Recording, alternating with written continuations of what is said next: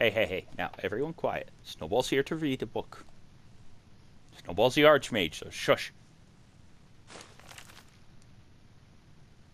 That's better. Response to Bero'S Speech by Malvezir Battlemage. On the 14th of last seed, an illusionist by the name of Baravar Bero gave a very ignorant speech at the chantry of Julianos in the imperial city. As ignorant speeches are hardly uncommon, there was no reason to respond to it. Unfortunately, he has since had the speech privately printed as Bero'S Speech to the Battle Mages, and it has received some small, undeserved attention in academic circles. Let us put his misconceptions to rest. Bero began his lecture with an occasionally factual account of famous battle mages, from Zurin Arctis, Tiber Septim's Imperial Battle Mage, to Yegar Tharn, Uriel Septim the Seventh's Battle Mage. His intent was to show that where it matters, the battle mages rely on other schools of magicka, not the School of Destruction, which is supposed to be a battle mage's particular forte. Allow me first to dispute these so-called historical facts. Zurin Arctis did not create the golem Nemidium by spells of mysticism and conjuration, as Bero alleges.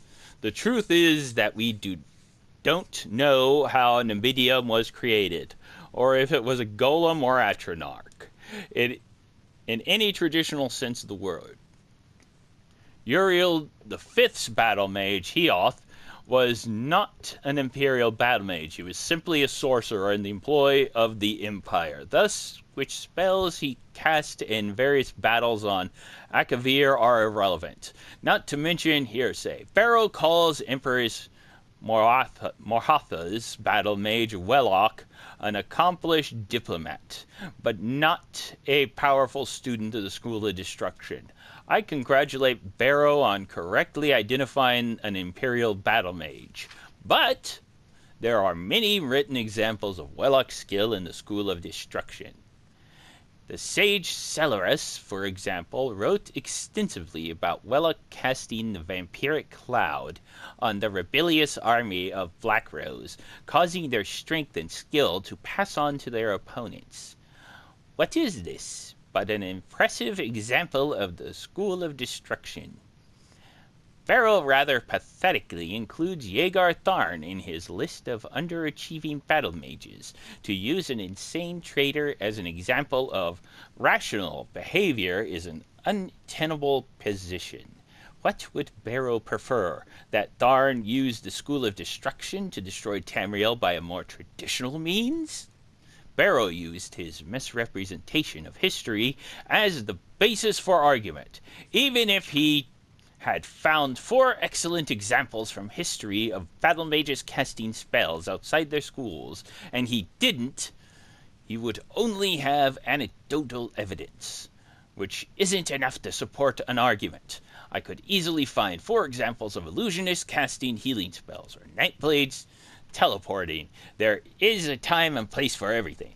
Bero's argument, built on this shaky ground, is that the School of Destruction is not a true school. He calls it narrow and shallow as an avenue to study, and its students impatient with megalomaniac tendencies. How can one respond to this? Someone who knows nothing about casting a spell of destruction, criticizing the school for being too simple, summarizing the School of Destruction as learning how to do the maximum amount of DPS, damage, in the minimum amount of time. It is clearly absurd. And he expounds on his ignorance by listing all the complicated factors studied in his own School of Illusion. Allow me to respond to this list of factors studied in the School of Destruction. The means of delivering the spell matters more in the School of Destruction than any other school, whether it is cast at a touch, at a range, in concentric circles, or cast once to be triggered later, which forces must be reined in to cast the spell, fire, lightning, or frost? And what are the advantages and dangers of each? What are the responses from different targets from the assault of different spells of destruction? What are the possible defenses, and how may they be assailed? What environmental factors must be taken into consideration? And what are the advantages of a spell of delayed damage? Barrow suggests that the School of Destruction cannot be subtle, yet he forgets about all the curses that fall under the mantle of the school, sometimes affecting generation after generation in subtle yet sublime ways. The School of Alteration is a distinct and separate entity from the School of Destruction, and Barrow's argument that it should be merged into one is potently ludicrous. He insists again, a man who knows nothing about the schools of alteration and destruction is the one insisting this, that damage is part of changing of reality, dealt with by spells of alteration.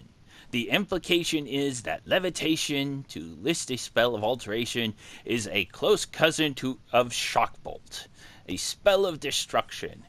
It would make as much sense as to say the School of Alteration, being all about actuality of change, should absorb the School of Illusion, being all about the appearance of change.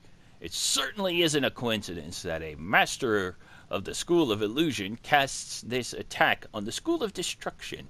Illusion is, after all about masking the truth. Snowball read the response to Barrow's speech. Now, if only Snowball knew where Barrow's speech was. Apparently it's not a thing. Snowball will look anyway. Have a good day. Bye-bye.